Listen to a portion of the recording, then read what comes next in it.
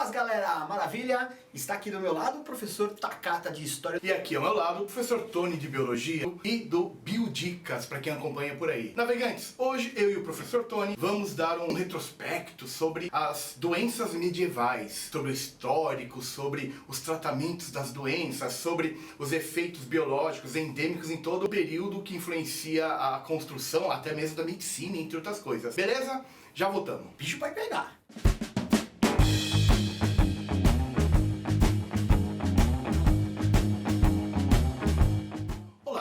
O que nós temos que entender inicialmente é que os tratamentos medicinais na Idade Média eram tanto quanto rústicos, uma evolução que está tentando desgarrar do lado mítico, do lado religioso, para construir o que é ciência e medicina no futuro. Então alguns tratamentos, eles matavam tanto quanto as doenças. É claro que nós vamos focar muito mais, aí o professor Tony, sobre a grande doença que é a peste negra, a peste bubônica, a peste pulmonar. Mas para vocês terem uma ideia, um pequeno apanhado histórico. Na Idade Média, alguns tratamentos eram ligados inicialmente aos monges. Os monges é que tratavam os doentes. Mas em 1215, o Papa proibiu que os monges tratassem os doentes. E aí quem vai tratar? Quem está acostumado a tratar animais. Os fazendeiros, não os açougueiros, os fazendeiros começaram a tratar os seres humanos. Então os tratamentos eles eram muito dolorosos, como por exemplo, Tony, a sangria. O pessoal colocava sanguessuga no corpo inteiro e aí quando não dava certo tirava mais sangue ainda, cortando parte. Sobre a questão do tratamento muito duvidoso. Sem higiene, né, pessoal? Lembrando que não tinha higiene nenhuma, então você lembra que lá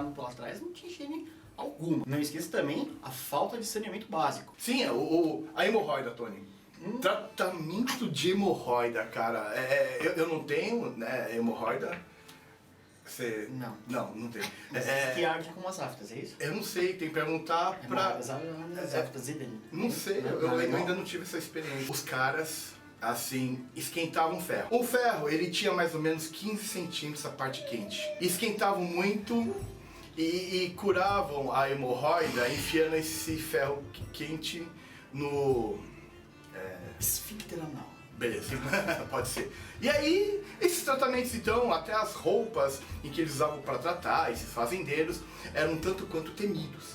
Por quê? Por exemplo, você pegava uma doença, e aí, sei lá, o teu braço começava a inchar, começava a ficar preto. Ou perdia o braço, ou perdia o braço.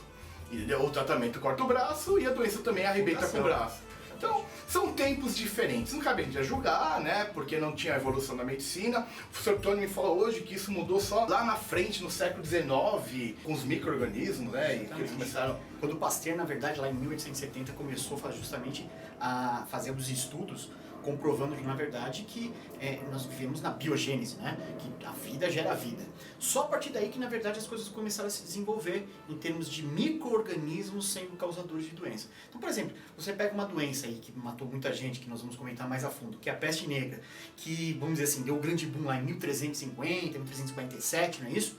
Na verdade, ela só foi isolado pela primeira vez em 1894. Então, conclusão, olha quanto tempo se chegou a descobrir quem era a bactéria causadora e, no caso, como era transmitido. Consequentemente, só depois se falou em prevenção e profilaxia. Mas aí, vamos dizer assim, uma arredondar aí uns 500 anos pós justamente o grande problema. Então, já que a gente já falou, a história é a seguinte, gente. As cidades voltaram a ficar cheias. Isso está dentro do nascimento comercial e urbano. Isso é um pouco após os grandes movimentos de cruzadas. Então, começaram a surgir vilas, feiras, as grandes cidades comerciantes eram Veneza, Florença, Gênova, que estavam agora, após as cruzadas, voltando a comercializar com o Oriente, com a Ásia, então, trazer mercadorias das Índias, tal. Bom, isso é outro assunto, mas vocês sabem desse circuito, das grandes navegações. Então agora as cidades enchendo porque tem profissão, tem o que os caras fazerem, tem os artesãos da Idade Média que surgiram junto com esse Renascimento, já traziam alguns problemas antes da peste negra. Tony me falou que o cara morria de disenteria. Sim. Isso era fatal, disenteria, doenças respiratórias, era algo extremamente comum. Agora, principalmente pegando essa época de navegação, justamente nesse ponto que era a Índia, os grandes pontos em relação a essa doença foi realmente a região justamente lá da Índia, da China, da Ásia, vamos dizer assim, e depois acabou chegando justamente aí lá pela Sicília, acabou chegando justamente ali pelo sul da Itália, e aí a coisa foi andando como se fosse uma onda devastando justamente a Europa. Viu só, um professor de biologia que manja de história. Quem começa, na verdade, assim, se você pensar, quem alastrou a doença para a Europa, quer dizer, não foi ele diretamente, mas quem constrói um império pela Ásia é um cara chamado Gengis Khan, século XIII.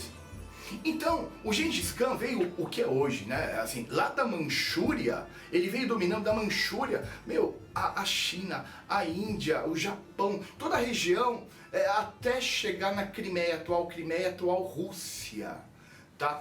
Que na época era chamada de Cafa, que era uma colônia de Gênova. Então a doença chegou lá, através dos guerreiros, né, mongóis. O que acontece? Cafa era um porto importante, porque Gênova, como eu acabei de falar, era uma cidade comerciante importante. E os navios começaram a fugir de lá. Apareceu a doença, apareceu a peste, e eles fugiram. E foram para as principais cidades. O que é estranho, Tony, é que eles foram começando na Sicília, como você falou. E a Sicília não era uma região com uma grande densidade demográfica, era uma região até pacata. E depois nós acompanhamos isso em outubro de 1347, que está em Cafa. Em outubro mesmo vai para Sicília e depois explode em vários pontos da Europa como uma onda. Explode em Portugal, explode no norte da França, explode em vários locais. Só para terminar, para eu falar um pouquinho mais da doença, que é também atrativo, todo imaginário sobre a Idade Média. No começo, a igreja falava que quem estava ficando doente era que tinha algo, estava meio comprometido com o demônio, que tinha muito pecado, tal. Mas o que acontece?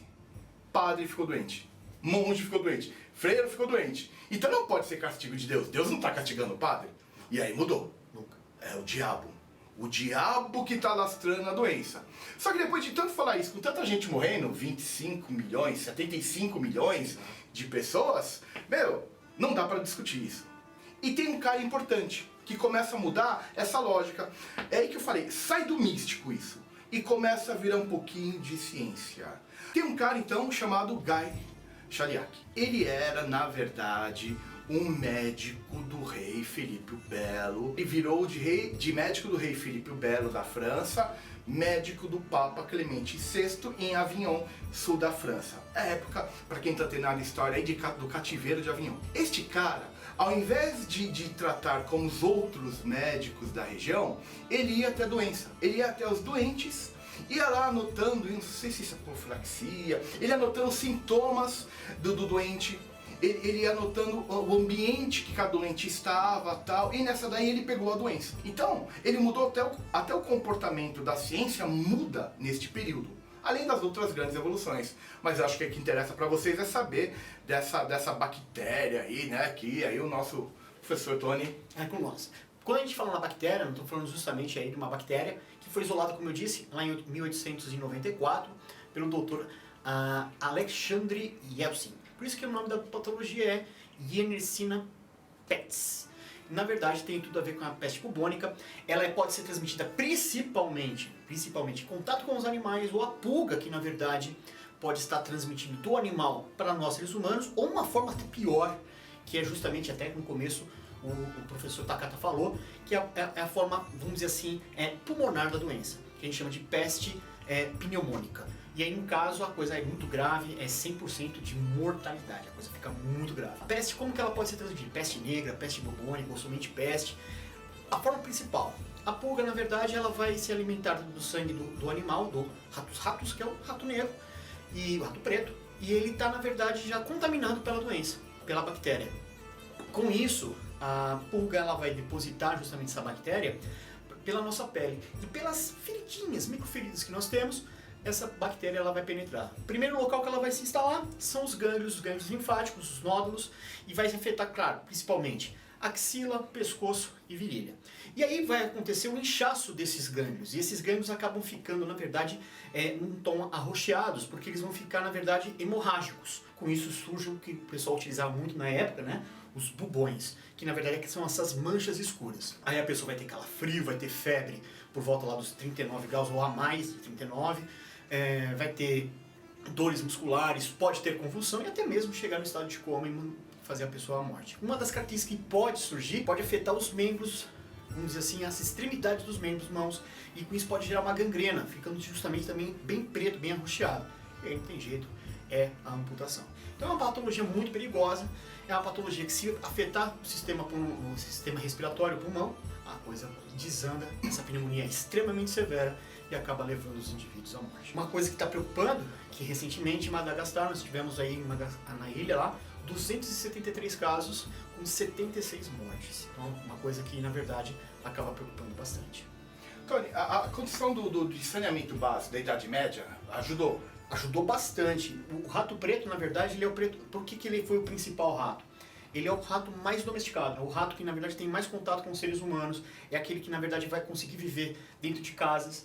E aí o grande problema que na história que até o professor me lembrou, é que justamente as pessoas ficavam morando junto, muitas pessoas morando junto no mesmo ambiente. Sem saneamento básico, conclusão, era um lugar extremamente propício para a proliferação do rato. Com isso, a pulga se sente atraída por ela. A transmissão se torna algo muito, muito fácil. Por isso que na verdade as pessoas mais, vamos dizer assim, na épocas que tinham condições de se afastar do sul das cidades principais, foram as pessoas que na verdade sobreviveram e depois as pessoas acabavam voltando depois vamos dizer assim, pós-surto. E o que é engraçado, né, que em 1353, quando acaba-se o grande surto, volta a cidade como se nada tivesse acontecido, morreu todo mundo da família dele, ele faz uma nova família, começa a ter filho e tal. Uma nova vida.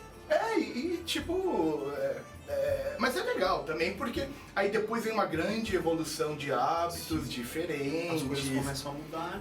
Vem o renascimento.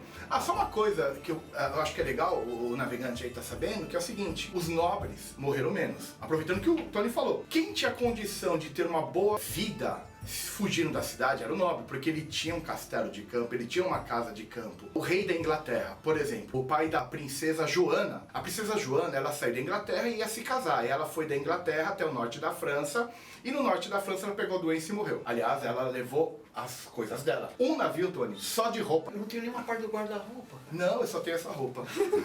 E aí, aí o que acontece? O Eduardo III é o rei da Inglaterra. Ele pegou, transferiu toda a corte dele para um castelo de campo e ninguém ficou doente ali. Então os nobres morreram menos, claro, né? Quem é pobre tá ligado, né? Primeiro o pobre se ferra, depois, né?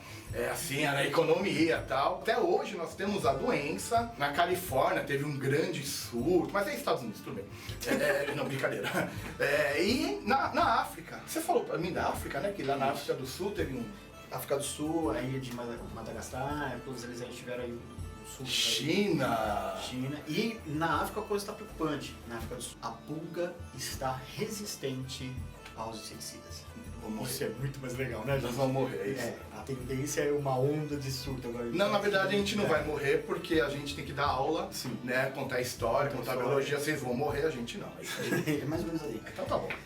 Gostou? Dá um joinha. Galera, é isso aí. Brigadão e logo mais vamos ter mais aulas. Logo mais nós teremos a revolta das vacinas, que é algo interdisciplinar de novo, entre o Tony e tal, e a história. E vamos falar também de doenças venéreas. A gente podia filmar Augusta. Velho. Eu não sei se é bom local ali, né? E aí, ou então no local que tem luz vermelha, e a gente fala de doença venérea lá. Não que eu vá nesse local, né? Eu não conheço. Não, mas pode ser próximas aulas. Beleza? Até a próxima. Até a próxima.